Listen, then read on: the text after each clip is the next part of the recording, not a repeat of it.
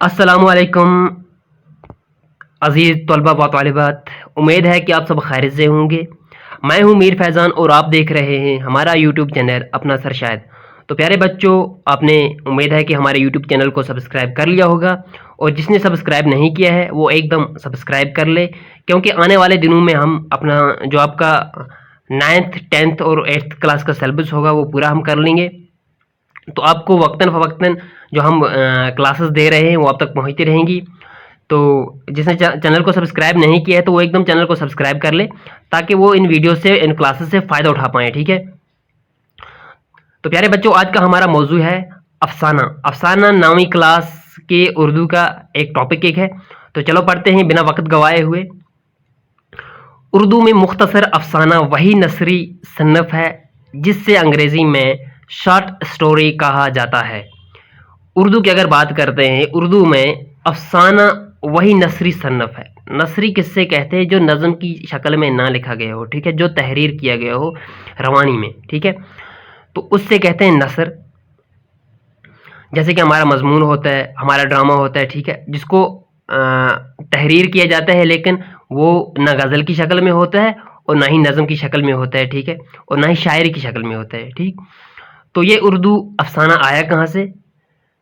पहले तो हम देखते हैं जो उर्दू अफसाना है इसको क्या कहते हैं अंग्रेज़ी में? शॉर्ट स्टोरी, ठीक है। मगरब में इस सन्नफ़ का आगाज़ 19वीं सदी के वस्त में हुआ था।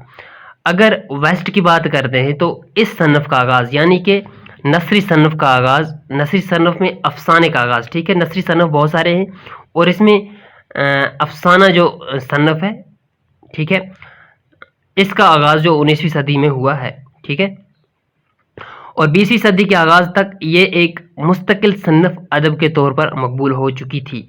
और अफसाने की अगर बात करते हैं, 19वीं सदी में इसका आगाज़ वेस्ट में हुआ, मगरब में हुआ, ठीक है। तो 20वीं सदी के आगाज़ में, यानी कि आगाज़ किससे कहते हैं? शुरुआत से, ठीक है। 20वीं सदी के आगाज़ में इसका जो मुस्तकिल है ना, इस सन्नफ़ का, वो पूरे तौर पर मकबूल हो चुका था, यानी कि उरूज पे पहुँच चुका था। हर जगह पर ये सन्नफ़ लिखे जाने लगे, यानी ये अफसाना लिखे जाने लगा। मगरब के ज़ेर असर उर्दू में इसका आगाज़ 20वीं सदी के शुरू में हुआ है। अगर मगरब की बात करते हैं तो इसका आगाज़, यानी अफसाने का आगाज़ कब शुरू हुआ है? 20वीं सदी के शुरू में। ये वो ज़माना था जब दास्तानों का चलन ख़त्म हो चुका था। ये वो ज़माना था, ठीक है, यानी 20वीं सदी का वो ज़माना था जब दास्तानों का चलन ख़त्म हो गया था, ठीक है। पहले क्या होता था, लोगों के पास वक्त हुआ करता था, ठीक है, बादशाह जो होते थे अपने दरबार बिठाते थे, फिर वो दास्तानें सुनाते थे, ठीक है। आप 10th क्लास में पढ़ लेंगे दास्तान के बारे में, उसका कब शुरुआत हुई, उसका आगाज़ कब हुआ, फिर उसका ख़ात्मा कब हुआ, ठीक है, और दास्तानें किस किस्म की हुआ करती थी, यह आप पढ़ लेंगे, ठीक है। और बहुत सारे नावल लिखे जा चुके थे। और अगर 20वीं सदी की बात करते हैं तो इसके शुरुआत में जब दास्तानों का चलन ख़त्म हुआ और अफसाने का आगाज़ शुरू हुआ, ठीक है, तो उस वक्त तक नावलें भी बहुत सारी लिखी जा चुकी थी। नावल आपको मैंने पढ़ाया है, नावल इससे पहले चैप्टर हमने पढ़ा है, तो आप देख सकते हैं नावल जो सबक था इस सबक से पहले हमने पढ़ लिया है, ठीक है। मुख्तसर अफसाना से मुराद नसर में लिखी गई एक ऐसी कहानी है जिसमें ज़िंदगी के किसी एक पहलू को इस तरह पेश किया जाए कि कारी की इसमें दिलचस्पी पैदा हो। मुख्तसर अफसाना, यानी मुख्तसर किससे कहते हैं? Short story. मुख्तसर कहते हैं शॉर्ट से, ठीक है। इससे क्या मुराद है? एक ऐसी कहानी इससे मुराद है जिसमें इंसान की ज़िंदगी के किसी एक पहलू को इस तरह पेश किया जाए, यानी ज़िंदगी के किसी मोड़ को हम ये मान लेंगे, ठीक है, या कि ज़िंदगी के किसी हिस्से को या कहानी को जो ज़िंदगी के साथ कुछ गुजर चुका हो, ठीक है, उसको इस तरह से पेश किया जाए कि कारी की इसमें दिलचस्पी पैदा हो, ठीक है। कारी किससे कहते हैं? कारी कहते हैं पढ़ने वाले से, यानी कहानी को इस तरह से लिखा जाए, ठीक है, ज़िंदगी के किसी हालात के ज़िंदगी के किसी भी हालात के बारे में वहाँ से लिखना चाहिए जहाँ पर पढ़ने वाले को दिलचस्पी पैदा होगी। फिर क्या हुआ होगा इसके साथ, ठीक है। अगर इसके साथ फॉर एग्जांपल हम मान लेते हैं किसी के साथ कोई वाक़या पेश हो जाता है, ठीक है, उस वाक़या के बाद क्या होता है, कोई ऐसी स्टोरी होनी चाहिए कि जिसमें जो कारी हो, जो पढ़ने वाला हो, उसको दिलचस्पी पैदा हो जाए, इंटरेस्ट पैदा हो जाए, ठीक है।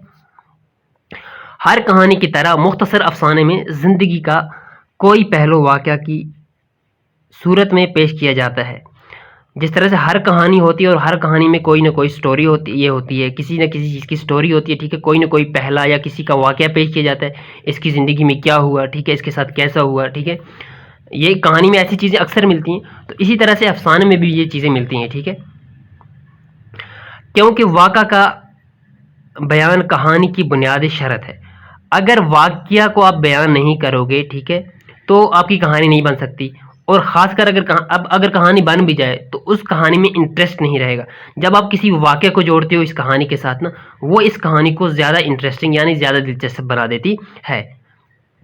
اور اس لیے یہ ضروری ہے کہ بنیادی شرط ہے کہ واقعہ کہانی میں ضروری ہونا چاہیے. اسی مناسبت سے پلاٹ، کردار، عمل اور مکالمہ مختصر افسانے کے لازمی عناصر قرار پاتے ہیں. تو اسی شرط کو دیکھ کے، اسی چیز کو مناسب رکھ کے کہ واقعہ کو کس طرح سے بیان کیا جائے، ٹھیک ہے، اس کے لیے کیا کیا ہے، پلاٹ، کردار، عمل اور مکالمہ، ان چیزوں کو مطلب بہت ہی امپورٹنٹ قرار دیا گیا ہے کس میں، افسانے میں، ٹھیک ہے. اس کے علاوہ کہانی کو دلچسپ بنانے میں تخیل اور جذبے کا بھی عمل داخل ہوتا ہے. ایک تو ہمارے یہاں پلاٹ ہوتا ہے افسانے میں، ٹھیک ہے، یعنی کہ سٹوری بنانا. پھر اس کو کردار، ٹھیک ہے، یعنی کہ اس سٹوری کو جو پریزنٹ کرنے والا بندہ ہو، پھر اس پہ عمل کرنا. پھر مکالمہ، یعنی مکالمہ کسے کہتے ہیں، کلام وغیرہ سے، ٹھیک ہے، وہ مختصر، وہ تو ہونی چاہیے، یہ تو امپورٹنٹ چیز ہے. اس کے ساتھ ساتھ اگر کہانی کو آپ کو دلچسپ بنانا ہے تو اس میں خیال ہونا چاہیے. تخیل کہاں سے نکلا ہے، خیال سے نکلا ہے، ٹھیک ہے. اس میں ویسے خیال ہونے چاہیے کہ جس میں کیا ہو، انٹرسٹ پیدا ہو جائے. اور اس میں جذبے کا ہونا بھی کیا ہے، بہت ہی ضروری ہے. یوں تو یہ عناصر ناول میں بھی پائے جاتے ہیں، لیکن ناول کا کینو اس افسانے کے مقابلے میں بڑا اور وسیع ہوتا ہے. اگر عام طور پہ ہم دیکھتے ہیں تو جو یہ چیزیں ہیں، جیسے ہم نے پلاٹ، کردار، عمل اور مکالمہ یا کہ تخیل اور جذبے کی بات کی، یہ چیزیں ناول میں بھی تو پائی جاتی ہیں، ٹھیک ہے. لیکن اگر ناول کی بات کرتے ہیں تو وہاں پر یہ چیزیں بڑے کس طرح سے ہوتی ہے، وسیع طریقے سے پیش کی گئی ہوتی ہیں. وسیع ہو کے زیادہ کھل کر بیان کی گئی ہوتی ہیں، ٹھیک ہے. یعنی ناول زندگی کو تمام تر وسطوں میں پیش کرتا ہے. یعنی کہ ناول میں کیا ہوتا ہے کہ جو زندگی ہوتی ہے، اس کی جو وسعتیں ہوتی ہیں، وسعتیں کیسے عروج سے، ٹھیک ہے، زیادہ، اس میں پھیلاؤ کی وجہ سے تفصیلات کی زیادہ گنجائش ہوتی ہے. تو اس میں پھیلاؤ کی وجہ سے، ٹھیک ہے، یعنی کہ جو مکالمہ ہے، جو ناول ہے، اس کا زیادہ بڑے ہونے کی وجہ سے اس میں تفصیل سے ہر چیز کو پیش کیا گیا ہوتا ہے. اس کے مقابلے میں مختصر افسانہ زندگی کے کسی ایک پہلو سے تعلق رکھتا ہے. اس کے مقابلے میں اگر ناول کے مقابلے میں دیکھتے ہیں، جو افسانہ ہے وہ زندگی کے کسی ایک پہلو سے تعلق رکھتا ہے، یعنی کہ زندگی کے کسی ایک واقعات کے ساتھ تعلق رکھتا ہے. پوری زندگی کے بجائے اس کے کسی ایک گوشے کی جھلک دکھاتا ہے. پوری زندگی کے بجائے، یعنی ساری زندگی اس میں بیان نہیں کی جاتی، کسی ایک گوشے کو کیا کیا جاتا ہے، اس کسی ایک گوشے کی جھلک دکھائی جاتی ہے. تو اس میں کیا ہے،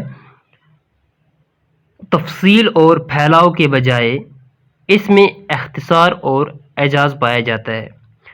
یعنی کہ اس میں تفصیل نہیں ہوتی، ٹھیک ہے، جو ہمارا افسانہ ہوتا ہے اس میں تفصیل نہیں ہوتی، پھیلاؤ زیادہ نہیں ہوتا.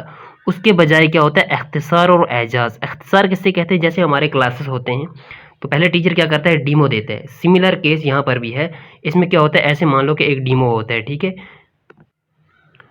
تو اس میں اعجاز کس سے کہتے ہیں، یعنی کہ میریکل، اسٹونشمنٹ ہونا، معجزہ وغیرہ ہونا، ٹھیک ہے، وہ ہو گیا اعجاز.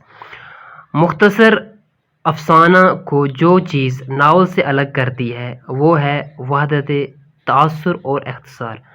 جو چیز افسانے کو ناول سے الگ کرتی ہے، ایک تو ہے تاثر اس میں، ٹھیک ہے، واحد چیز یعنی کہ تاثر ہے. اور اختصار آپ کو میں نے کہا کہ اختصار کیا ہوتا ہے، شارٹ میں کوئی چیز بیان کرنا، ٹھیک ہے، یعنی کم ٹائم میں. تو اعجاز آپ نے ایک نعت ایک سنی ہوگی، آصبح بدا من طلعتے ہی، اس میں ہے اعجاز سے پتھر بول اٹھے، یعنی اعجاز کس سے کہتے ہیں؟ اعجاز کہتے ہیں میریکل سے، ٹھیک ہے؟ یعنی یہ ضرورت ہے کہ مرکز صرف ہو، ٹھیک ہے؟ اس میں کیا ہوتا ہے، اس میں صرف مرکز ہونا چاہیے، ٹھیک ہے؟ اسی مناسبت سے اختصار مختصر افسانے کا لازمی عنصر بن جاتا ہے۔ تو اسی مناسبت سے، یعنی کہ اختصار کی مناسبت سے افسانہ جو ہوتا ہے اس کا لازمی عنصر بن جاتا ہے۔ مختصر افسانے میں اختصار کے معنی یہ ہیں کہ وہ تمام بیانات، کردار، واقعات، مکالمات اور مناظر کہانی میں شامل نہ ہوں جو وحدت تاثر کی راہ میں حائل ہوں اور بنیادی نقطے سے توجہ ہٹا دیں۔ تو مختصر افسانے میں کیا ہوتا ہے، کیا دیکھیں ہم، اختصار کے معنی یہ ہوتے ہیں کہ وہ تمام جو بیانات ہوتے ہیں، جو کردار ہوتے ہیں، جو واقعات ہوتے ہیں، مکالمات یعنی کہ جو کلام وغیرہ ہوتے ہیں، اور مناظر کہانی جو ہوتی ہیں، ان چیزوں میں یہ شامل نہ ہو جو وحدت تاثر کی راہ میں ہوں، ٹھیک ہے؟ اور بنیادی نقطے سے توجہ ہٹا دے، ایسی چیز کوئی بھی نہ ہو جو بنیادی چیز سے کیا کر دے، توجہ ہٹا دے۔ اس لیے کہا گیا ہے کہ مختصر افسانے میں طوالت اس قدر ہونی چاہیے کہ اس سے ایک ہی نشست میں پڑھا جا سکے، ٹھیک ہے؟ یعنی کہ جو افسانہ ہے وہ شارٹ سٹوری جو ہے یہ چھوٹی ہونی چاہیے، ٹھیک ہے؟ تاکہ وہ ایک ہی نشست میں کیا ہو جائے، ڈرامے کی طرح اس میں بہت ساری نشستیں نہیں ہونی چاہیے، ٹھیک ہے؟ ناولوں کی طرح اس میں بہت ساری نشستیں نہیں ہونی چاہیے، بس ایک ہی نشست میں یہ کیا ہو جائے، مکمل ہو جائے، ٹھیک ہے؟ اس سے ہم کیا کہیں گے، افسانہ کہیں گے، ٹھیک ہے؟ اردو کے افسانہ نگاروں میں پریم چند، علی عباس حسینی، سعادت حسن منٹو، عصمت چغتائی، راجندر سنگھ بیدی، کرشن چندر، غلام عباس، قرۃ العین حیدر اور انتظار حسین بہت اہم ہیں، ٹھیک ہے؟ تو اردو افسانے کی اگر بات کرتے ہیں تو اردو افسانے میں پریم چند ہیں، علی عباس حسینی ہیں، سعادت حسین منٹو ہیں، عصمت چغتائی، ٹھیک ہے؟ اس کا نام پہلے بھی آپ نے اس سے پہلے پڑھا ہے، ٹھیک ہے؟ راجندر سنگھ بیدی، کرشن چندر، غلام عباس، قرۃ العین حیدر، انتظار حسین، ٹھیک ہے؟ یہ ناول بھی لکھتے ہیں، انہوں نے افسانے بھی لکھے ہیں، یہ لوگ بہت ہی اہم ہیں، انہوں نے بہت اچھا کردار نبھایا ہے کس میں، افسانے لکھنے میں بھی، ٹھیک ہے؟ تو اس طرح سے ہمارا یہ موضوع مکمل ہوتا ہے، اور اگلے ویڈیو میں ہم کوئی نیا موضوع لے کے آئیں گے آپ کے سامنے۔ تب تک کے لیے خدا حافظ، السلام علیکم۔